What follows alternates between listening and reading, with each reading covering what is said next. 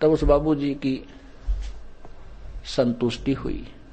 पुण्यात्माओं, ऐसे ही आज आप जो ये किसान हो गए हो इस भक्ति रूपी मार्ग के, या खेती आप बो चुके हो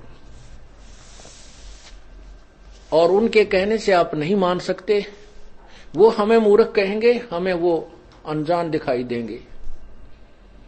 कहते हैं परमात्मा कहते हैं अकल अलूने दिखते ये सर्व अकल के मूल। वो किसान उसने अकल अलूना दिखा था, लेकिन वो पूर्ण सर्व अकल का मूल था, उसको पूर्ण ज्ञान था ये कि इसके बिना गुजारा नहीं हो सकता।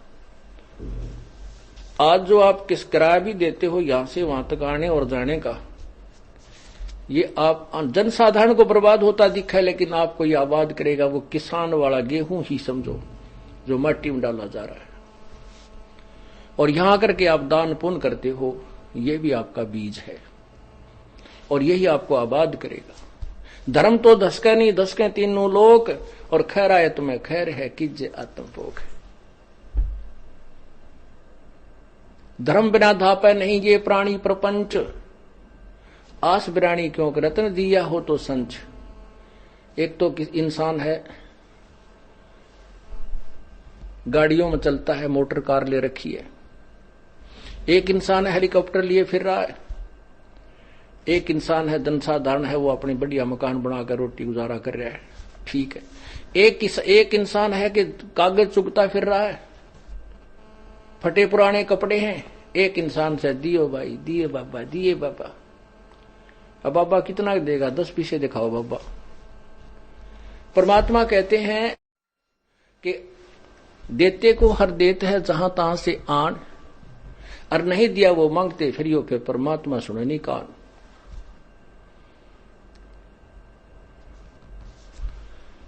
धर्म बिना धापे नहीं ये प्राणी प्रपंच, आस बिरानी क्यों कर रत्न दिया हो तो संच। यदि पहले दान किया तो आज मिलेगा, अन्यथा चाहे सिर पटक ले, चाहे कितने किसी प्रकार की तू अन्य साधना कर ले।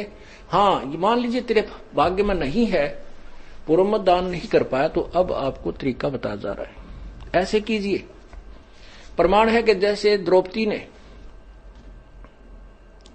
उसी जन्म में एक अंधे महात्मा को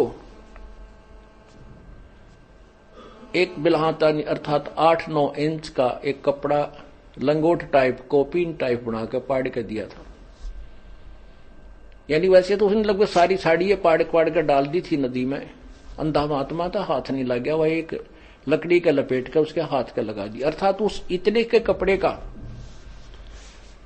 दान का इसी जन्म में भी परमात्मा ने उसको लाभ दे दिया, क्योंकि वो सुपात्र को दान किया गया था। वो परमात्मा कहता है कि जो जन मेरी शरण है ताका, क्योंकि पहले अच्छी आत्मा बहुत थी, परमात्मा से डरने वाले थे। अब तो हम कति बिगड़ दिए कि मैं सिनेमा में सांग देख कर, कि मैं बकवादियां की कथा सुनकर, इनकी नकली संतों की थ्योरी सुनकर, और क्यों कुछ अब इस समय में शिक्षा होगी, शिक्षा से कुछ नौकरी अच्छी होगी, कोई बिजनेस ठीक हो गया, ट्यूबल टैबल की व्यवस्था लग गई, खूब धन होने लग गया, भगवान से सैकड़ों कोस दूर हो गया।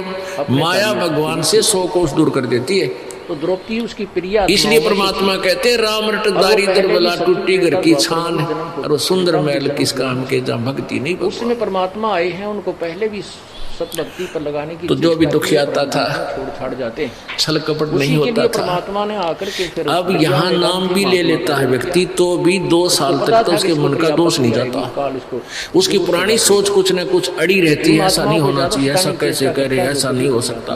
और जब तक अग्रम अग्रम है दिमाग में, इतनी राहत कब मिलेगी भगवान की। जिस दिन आप सच्चे समर्पण कर दोगे, जो संत जी शब्द बोल रहे हो फाइनल है, सत्य है, और आपके मुंह आपके मन में कति दोष नहीं आता है, तो इतने लाभ शुरू हो जाएंगे आप सोच नहीं सकते। क्योंकि हम इतने भर दिए, काल ने हमें भक्ति से और भगवान से सैकड़ों कोस दूर कर दिया, इतना अंदर हमारे अंदर जो गंध भरवा दिया, कुछ सांग सिनी में देख कर कुछ वैसी बकवादियां भर के, तो वो चाहता था कि ये भगवान की भक्ति के योग्य ना रहे। लेकिन परमात्मा में परम शक्ति है कि ये मांझ दो का हमने अपने योग्य भी करेगा और मोक्ष भी देगा, क्योंकि हम कबीर जी के बालक हैं। हम सभी जितने भी मजहब धर्म हैं, सभी बच्चे उसी परम पिता एक परमात्मा की संतान है। इस काल ने हमें भ्रमित करके डिवाइड कर दिया, ये पूर्ण परमात्मा है।